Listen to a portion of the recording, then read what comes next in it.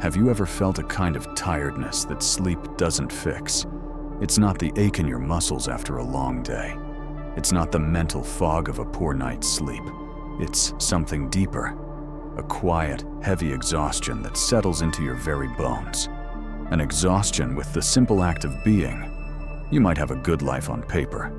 A job, relationships, a place to live. You may not be depressed in the clinical sense or burned out from overwork.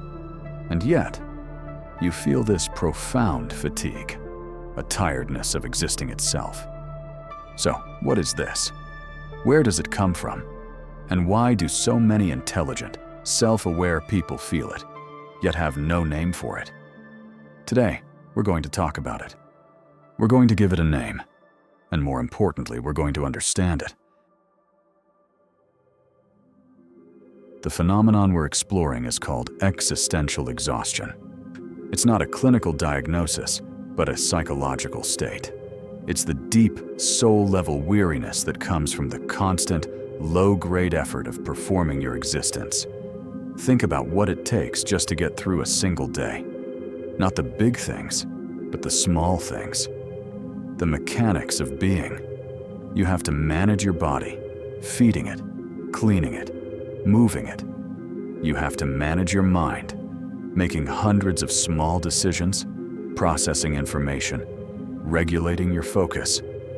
And you have to manage your social self, responding to emails, making small talk, presenting a version of yourself that is acceptable, pleasant, and functional.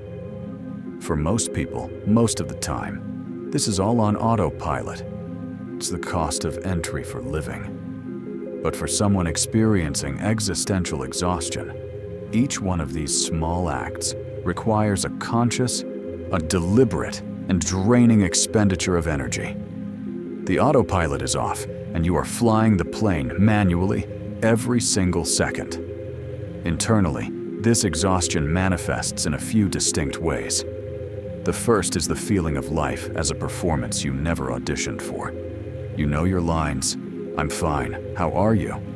Just busy, you know? Have a good weekend. But saying them feels like a betrayal. Each pleasantry, each smile, costs you something. You feel like an actor on a stage, going through the motions of a life that doesn't quite feel like your own. This often leads to a state called Anhedonia. It's not that you can't feel pleasure, it's that nothing feels worth the effort. A favorite meal, a beautiful song, a walk in the park. The energy required to engage with them and feel the joy they should bring feels insurmountable. And so you just don't. The color drains from the world, not because it isn't there, but because you're too tired to see it. And finally, there's a sense of depersonalization. It feels like you're watching your life from a slight distance. You see your body move, you hear your voice speak, but you're not fully connected to it. You're a spectator to your own existence. No one arrives at this state overnight. Existential exhaustion is an accumulation. It's the result of carrying a heavy psychic load for too long. There are several pathways that can lead here.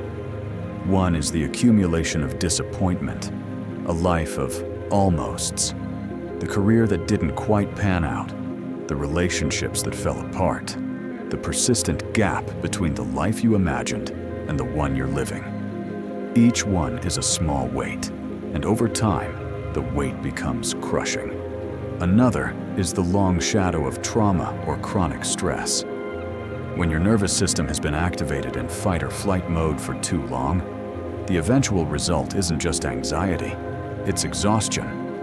Your system is depleted. There are simply no more reserves. And for many introspective people, a significant pathway is the exhaustion of overwhelming awareness. You simply see too much. You see the patterns in society, the unspoken rules, the subtle hypocrisies, the suffering of others. You can't unsee it. While others operate on the surface, you are constantly processing the deep, complex, and often painful undercurrents of life. And that awareness is exhausting. Perhaps the most painful part of this experience is the profound isolation it creates. How do you explain this to someone? If you say, "No, I'm just so tired of being alive," people hear, "I want to die." They respond with alarm, with fear, with crisis intervention numbers. Their reaction, while well-intentioned, completely misunderstands the feeling. Here is the crucial distinction. You're not actively wanting to die. You're just exhausted by the effort of staying alive. It's not a desire for an end. It's a desperate craving for a rest.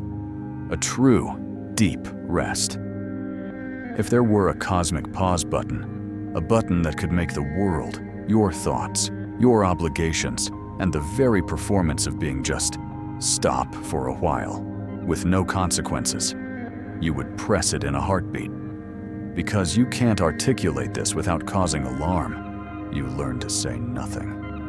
You retreat into silence. And the exhaustion is compounded by deep loneliness. So what does this look like, a moment to moment? It begins in the morning with the negotiation. The alarm goes off and it's not a struggle against sleepiness. It's a negotiation with your own consciousness about whether you have the energy to put on the costume and perform you for another day. It's trying to complete the simplest tasks. Brushing your teeth can feel like a monumental effort. What's the point? It'll just get dirty again. The executive function required for basic chores evaporates. It's the impossibility of small talk. Someone asks, "How are you?"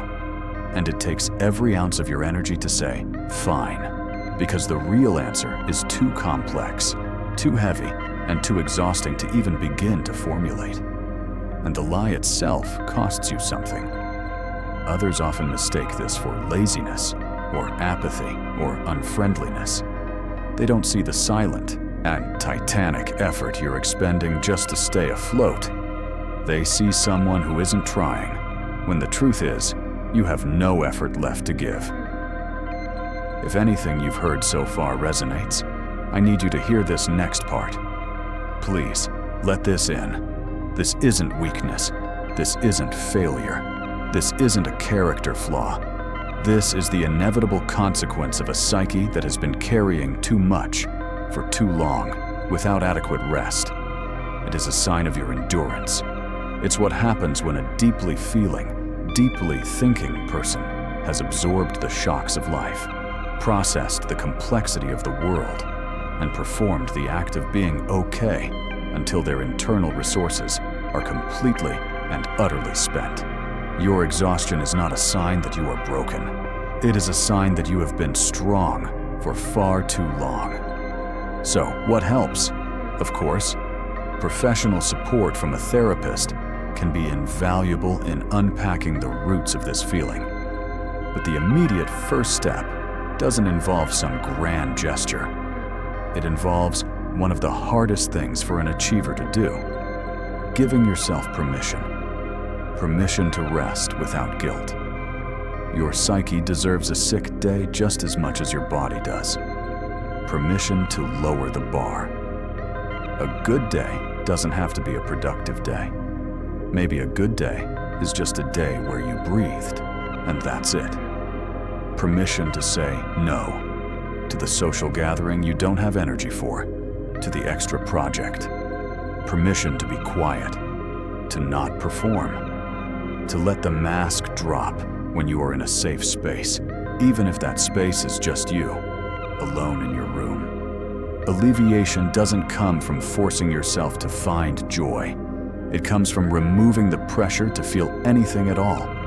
It's in the quiet, gentle, non-demanding moments where the psyche can finally begin to recharge. If this video describes you, know this: you are not alone in this feeling, even in your isolation. You make perfect sense. The way you feel is a logical response to the life you've lived and the world you see. Your capacity for deep thought and deep feeling is a gift, but it comes with a weight. And sometimes, you just need to set that weight down. You don't need to fix yourself. You just need to give yourself a space to be.